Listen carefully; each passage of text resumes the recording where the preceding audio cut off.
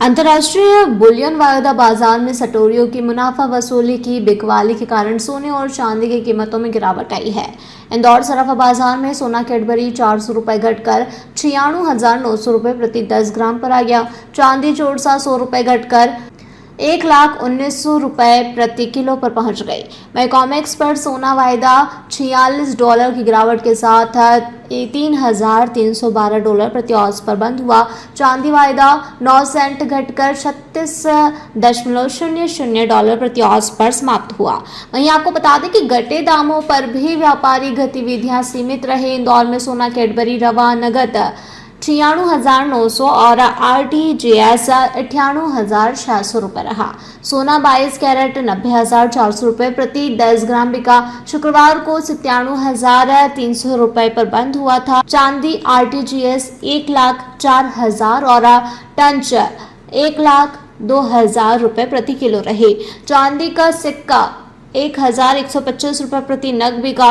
वहीं उज्जैन में सोना कैडबरी 97,000 और रवा 96,900 रुपए प्रति 10 ग्राम रहा।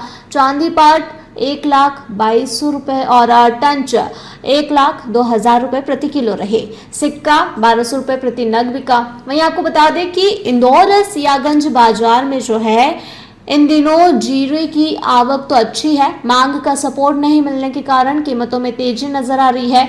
इंदौर में जीरा 255 से 275 मीडियम, 265 से 275 बेस्ट, 285 से 315 प्रति किलो बोला गया। देश में जीरे की नई फसल अच्छी होने के साथ ही आवक का प्रेशर जोरदार बना हुआ है, जबकि वर्तमान में स्टॉकिस्ट और निर्यातक की खरीदी कमजोर है। तो वहीं चीन के बड़े आयातक इस वजह से चीन की मांग भी सुस्त बनी हुई है। अब तुर्की, सीरिया एवं ईरान, अफगानिस्तान में जीरे के नए माल के आने में समय हो गया है।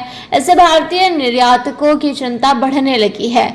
बेशक इन देशों के जीरे की क्वालिटी भारतीय उत्पाद से कमजोर होती है, लेकिन उसका दाम काफी नीचे रहता है, इसलिए विदेशी आयातक उसकी अच्छी खरीद करते हैं। इसमें चीन भी शामिल रहता है। इन देशों में नया माल आने पर वैश्विक निर्यात बाजार में भारत के लिए चुनौती और प्रतिस्पर्धा बढ़ जाती है। बता दें कि स्वयं चीन में जीरे की नई फसल अगले महीने से आने लगेगी, इसलिए भारतीय बाजार में उसके सक्रिय होने में संदेह है। मगर भारतीय जीरे की कीमत कुछ और नीचे आती है तो चीन के बड़े आयातकों की मांग भारतीय बाजार में आ सकती है, क्योंकि चीन और अन्य देशों की तुलना में भारतीय जीरे की क्वालिटी अच्छी होती है। गुजरात की ऊंझा मंडी में 10-12 हजार बोरी जीरे की औसत दैनिक आवक हो रही है और मांग के अभाव में इसका कारोबार सुस्त एवं भाव नरम देखे जा रहे हैं। पिछले कुछ दिनों के दौरान कीमतों में मंदी का माहौल देखा गया। दिसावरी व्यापारियों एवं डीलर्स के साथ साथ निर्यातकों की दिलचस्पी भी जीरे की खरीद में घट गई है। जीरे के दाम में आई गिरावट से उत्पादकों के साथ साथ व्यापारी भी चिंतित है। निकट भविष्य में जीरे के दाम में तेज उछाल आने की संभावना कम है। वैसे चीन में उत्पादन कुछ घटने का अनुमान है। बता दें कि इधर खोपरा गोला उत्पादन केंद्र पर टेंडर मामूली से बढ़ाकर बोले गए हैं। इसका प्रमुख कारण बकरा ईद की वजह से आवक नहीं होने से नीलामी में इसके दाम कुछ ऊंचे बोले गए, लेकिन इंदौर बाजार में खोपरा गोले में लेवाली बेस्त सुस्त होने के भाव में कोई परिवर्तन नहीं रहा। वहीं खोपरा बुरे में ग्राहकी कमजोर रहने के कारण भाव में नरमी रही। शनिवार को खोपरा बुरा में 100 रुपए की गिरावट प्रति 15 किलो पर दर्ज की गई।